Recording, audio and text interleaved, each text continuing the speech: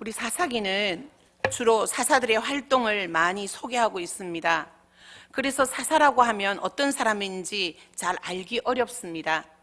그래서 공동 번역에서는 사사기를 판관기라고 했습니다. 사사를 판관 또는 재판관으로 본 것입니다.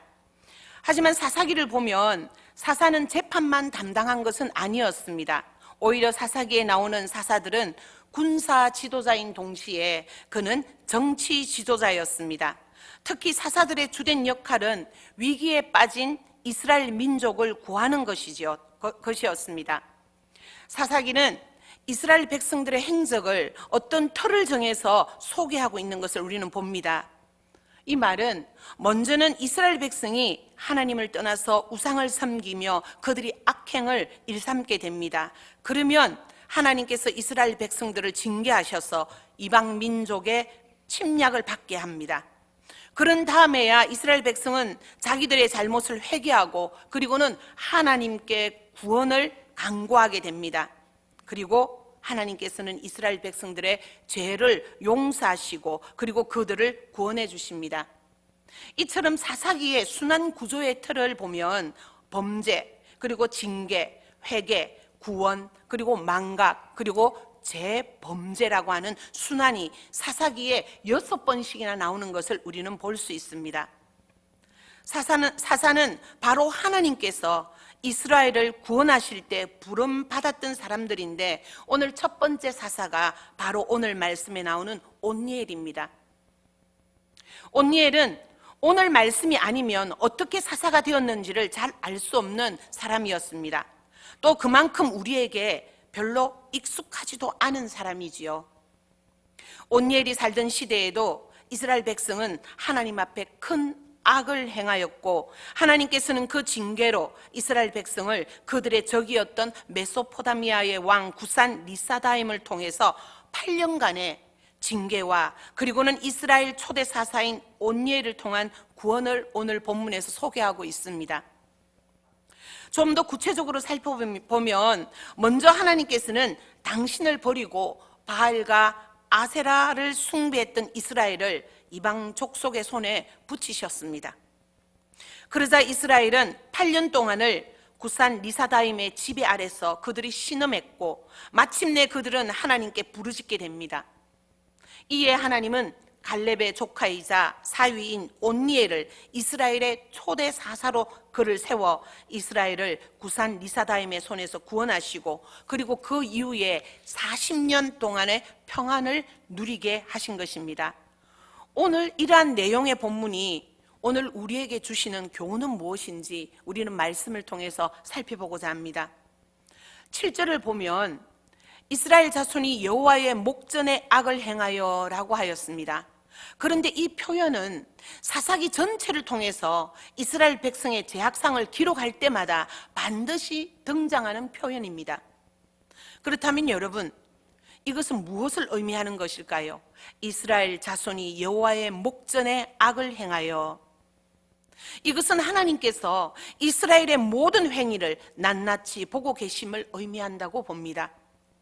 당시 이스라엘 백성들은 이방 신들을 섬길 때 공공장소는 물론이고 그들이 산의 깊은 곳이나 또는 신전의 내실에서도 제사와 같은 종교 행위를 하였다라고 되어 있습니다.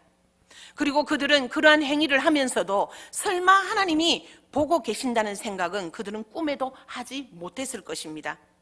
그러나 성경은 그들이 하나님의 목전, 곧 하나님의 눈앞에서 악을 행하였다고 성경은 분명히 말함으로써 그들의 행위가 하나님께 적나라하게 드러나고 있음을 나타내 보고 있습니다. 성도 여러분, 이러한 성경 기자의 표현이 가장된 것일까요? 그렇지 않습니다. 성경 에스겔의 8장 12절을 보면 유다 왕국 말기 이스라엘의 장로 70인은 하나님의 성전 가운데 우상의 신전을 따로 지어놓고 그들이 어두운 곳에서 제사를 지내며 여호와께서 우리를 보지 아니하신다라고 말하고 있는 걸 봅니다. 그러나 하나님께서는 그들의 모든 것을 보고 계셨을 뿐만 아니라 이를 선지자 에스겔에게도 분명하게 보여주시는 것이 성경 말씀에 있습니다.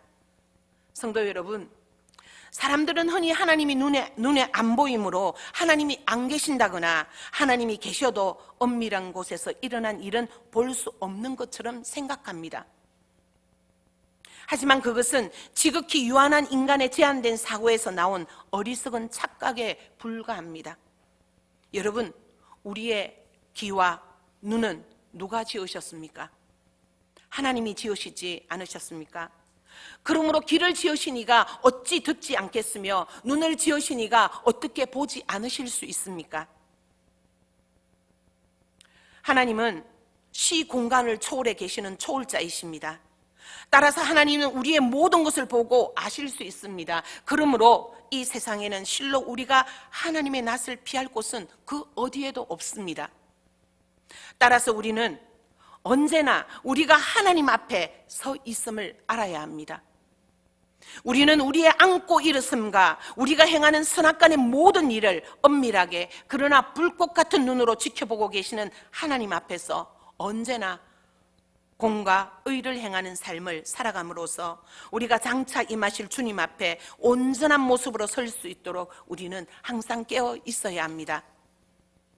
8절과 9절을 보면 이스라엘 자손들은 8년 동안 이 메소포타미아 왕을 섬기다가 하나님께 부르짖어 구원을 얻었다라고 했습니다.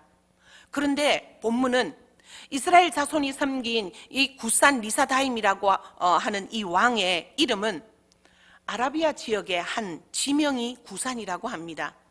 그런데 그 뒤에 있는 그 이름이 사악함 또는 제약이라는 의미를 가진 히브리 단어로 이 구산 리사다임이라는 이름은 히브리 단어로 배나 사악한 구산이라는 뜻을 가지고 있다고 합니다. 그에게 이러한 이름이 붙여졌다는 것은 아마 그가 성품이 잔인하거나 폭군처럼 행동함으로써 백성들에게 증오의 대상이 되었기 때문일 거라고 예상합니다. 자, 그렇다면 이렇게 사악한 자 밑에서 8년이라는 세월을 섬겼던 이스라엘 백성들의 고통이 얼마나 심했겠습니까? 그리고 이렇게 고통스러운 생활을 하면서도 8년이라는 긴 세월 동안 하나님께 회개할 줄 몰랐던 그들은 또 얼마나 완악하고 강박한 사람들입니까? 그러나 여러분, 이렇게도 어리석고 완악한 자들이 단지 이스라엘 자손들 뿐일까요? 혹 이러한 모습이 오늘 우리의 모습, 나의 모습은 아닐까? 우리는 돌아봐야 합니다. 일반적으로 우리 사람들은 모든 일을 반대로 행하려고 하는 본능이 있다고 합니다. 즉, 해야 할 일은 미루는 대신에 하지 말아야 할 일에는 매우 신속하다는 것입니다. 예를 들어 사람들은 진정 잊지 말아야 할 하나님의 말씀은 곧잘 잊어버리면서도 잊어버려야 할 일들, 가령 타인이 자신에게 좀 섭섭하게 한 일들은 죽어도 잊지 못하는 것입니다. 그리고 이러한 점에서 회개와 순종 역시 마찬가지입니다. 우리는 참으로 악을 행하기에는 빠르면서도 죄를 회개하고 하나님의 말씀에 순종하는 일에 있어서는 어떻게든 뒤로 미루려고 합니다. 그러나 우리가 분명히 알 것은 회개가 늦으면 늦을수록 그만큼 죄로 인한 고통도 가정이 되며 순종이 늦으면 늦을수록 그만큼 하나님의 축복도 지체된다는 것입니다. 정녕 우리는 회개에는 다윗과 같이 하고 순종에는 아브라함과 같이 해야 합니다. 다윗은 자신의 범죄를 지적받았을 때 회개하기를 지체하지 않았고 아브라함은 하나님이 명령 있을 때마다 적극적으로 그는 순종했습니다. 그들이 그처럼 하나님의 크신 축복을 받았던 것도 다 회개와 그리고 순종이 빨랐기 때문이라고 저는 생각합니다. 원하기는 저와 여러분도 회개해야 할 일이 있다면 즉시 하나님 앞에 내어놓고 하나님의 말씀에는 지체하지 않고 순종함으로써 늘 하나님의 축복 가운데 삶을 영위할 수 있기를 바랍니다. 9절 말씀을 보면 이스라엘 자손이 여호와께 부르짖습니다. 그런데 그 부르짖음에 여호와께서 한 구원자를 세워 구원하게 하시니라고 하였습니다. 저는 이 말씀을 보면서 참 은혜가 되었습니다. 이스라엘 자손의 부르짖음이 있자 말자 하나님께서 곧 구원자를 이렇게 세웠다는 것입니다. 이는 이스라엘 백성들이 8년 동안이나 고통을 당하고 있을 때 하나님은 그들이 회개하고 돌아오기를 날마다 기다리셨다는 것을 암시하는 대목입니다. 그들이 부르짖자마자 하나님은 조금도 지체하지 않고 즉각적으로 그 하나님께서 구원자를 세우신 것을 잘 보여줍니다. 하나님은 그들을 이방인에게 넘겨설지라도 그들이 회개하고 돌이켜 자신에게 돌아올 것을 확수고대하고 계셨던 것입니다. 신약에서 예수님은 이러한 하나님의 마음을 탕자의 비유를 통해서 감동적으로 표현해 준 바 있습니다. 이스라엘 자손들을 위하여 한 구원자를 세웠습니다. 그 구원자, 여호와께서 이스라엘 자손들을 구원할 구원자를 소개하시는데 처음으로 온니엘이라는 이름이 등장합니다. 이스라엘 자손들이 자기들 눈에 좋아 보이는 것을 따라 여호와 하나님을 떠나가서는 가나안 족속과 헷 족속과 아모리 족속, 히브리 족속, 히위 족속, 여부스 족속들의 신들을 예배하던 이스라엘 사람들이 드디어 여호와 하나님께 부르짖었습니다. 그들의 뒤늦은 부르짖음이었지만 하나님께서는 이스라엘을 버리지 않으셨습니다. 그리고 바로 구원자를 세우셨습니다. 그런데 이런 궁금증이 듭니다. 그 많은 사람 가운데서 왜 하필 온니엘이었을까요? 왜 하나님께서는 온니엘을 선택하셨는지 성경에는 그 이유를 밝히지 않았습니다. 온니엘을 이렇게 소개합니다. 곧 갈렙의 아우 그나스의 아들 온니엘이라. 그나스의 아들이면서 동시에 갈렙의 사촌 아우이며 그리고 또한 그의 사위입니다. 갈렙이 여러분 누구입니까? 여호수아와 함께 가나안 정복을 이끈 지도자로 용맹한 장수이자 또는 야전 사령관이었습니다. 뿐만 아니라 하나님이 인정한 믿음의 사람이기도 합니다. 이러한 든든한 배경을 가지고 있는 온니엘이 어느 날 갈렙이 차지한 헤브론 옆에 있는 기랏세벨에 뿌리를 둔 아주 강력한 적대 세력이 있었는데 그 세력을 온니엘이 물리칩니다. 역시 갈렙의 아우라는 명성을 보란듯이 증명한 그런 사건이었죠. 물론 이러한 용맹한 일로 인해 온니엘은 이스라엘의 첫 번째 사사로 인정을 백성들로부터 받게 됩니다만 우리는 온니엘의 그 이름의 뜻을 살펴보는 것도 흥미로울 것 같습니다. 온니엘의 히브리의 뜻은 하나님이 나의 힘이시다라는 히브리의 뜻이 있습니다. 출애굽 그리고 광야 생활, 출애굽의 2세대들의 시대는 우리의 기대와는 달리 이방인들과 결혼하던 그런 시대, 그리고 우상을 떠바치던 시대라고 3장 1절부터 6절에는 소개하고 있고 정언하고 있습니다. 이렇게 모두들 그 땅의 사람들이 섬기는 신들을 따를 때 온니엘만은 하나님의 사람으로서의 정체성을 지키며 그는 살았습니다. 온니엘 주변의 사람들이 바알과 아세라가 우리의 미래이며 힘이라고 그들이 떠받치고 있을 때 하나님이 나의 힘이시다라고 당당하게 외쳤던 사람이 바로 온니엘이었습니다.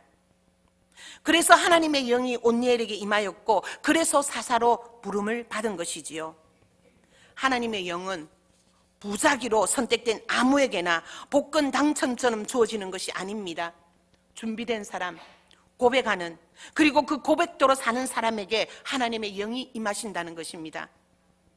온니엘은 여호와 하나님이 나의 힘이라고 그는 그 시대에 외쳤습니다. 그리고 그는 그 이름값을 하면서 살았습니다. 10절 말씀을 보십시오.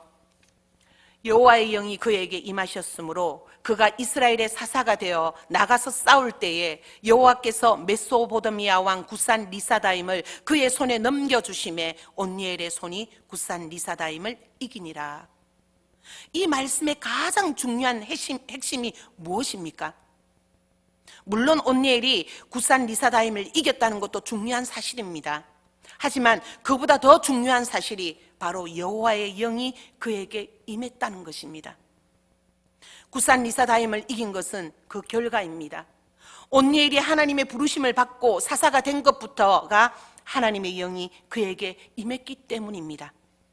또 그가 구산 리사다임과 싸워서 이길 수 있었던 것도 하나님의 영이 함께했기 때문입니다. 온니엘이 적을 물리친 것은 하나님께서 성령으로 함께 하시고 능력을 주시기 때문에 가능한 일이었습니다. 이처럼 하나님의 영이 온니엘에게 함께하였으며 그리고 그 위에 머물러서 그를 지배함으로써 그는 이스라엘을 구원할 사사로 세워졌던 것입니다. 말씀을 맺습니다. 사사 온니엘이 이룬 승리의 배경은 형 갈렙의 명성이나 자신의 용맹과 자신의 지략이 아니라 여호와의 영이 있었다는 것입니다. 이것이 사사기를 쓴 기자가 이스라엘 후손들과 그리고 오늘 성경을 읽은 우리에게까지 전하고 싶었던 하나님의 메시지인 줄 믿습니다. 승리의 배경은, 구원의 배경은 바로 하나님의 영입니다. 하나님의 영으로 세워진 한 사람으로 인해 11절 말씀에 온니엘의 통치로 인하여 평안을 되찾는 땅이 평범한 보통 땅이 아닌 하나님이 언약의 선물로 주신 바로 그 땅에서 이스라엘 백성들이 40년을 평안하게 살았다라고 소개하고 있습니다. 온니엘은 우리에게 생소한 인물이지만 누구보다도 하나님의 영이, 성령의 능력이 함께했던 사람이었습니다. 우리 연포교회의 모든 성도들도 성령의 능력을 덧입어서 신실한 믿음의 사람이 될 수 있기를 간절히 소망합니다. 기도드리겠습니다. 하나님 아버지, 이스라엘 사람들은 하나님의 선민이면서도 하나님의 목전에서 우상을 섬기는 악한 일을 자행했습니다. 그리고 그로 인해 징계를 받으면서도 무려 8년 동안이나 회개하지 않은 완악한 자들이었습니다. 그럼에도 그들이 회개하자 그들을 다시 도우시는 하나님의 사랑을 보면서 오늘 우리의 믿음을 돌아봅니다. 그리고 예수님의 제자로서의 삶을 돌아봅니다. 하나님, 저희들은 결코 이스라엘의 죄악을 반복하지 않도록 성령 충만으로 함께하여 주시옵소서. 하나님을 잊어가는 인생이 되지 않도록 은혜를 베풀어 주시옵소서. 세상을 좋아하고 세상을 쫓아가다가 세상 사람들처럼 살지 않도록 도와주시옵소서. 상황이 좋아졌다고 하나님을 멀리하지 않게 하시고 늘 깨어 하나님을 바라보며 하나님을 쫓아가는 믿음의 인생을 살아갈 수 있도록 우리를 붙들어 주시옵소서. 예수님의 이름으로 기도합니다. 아멘.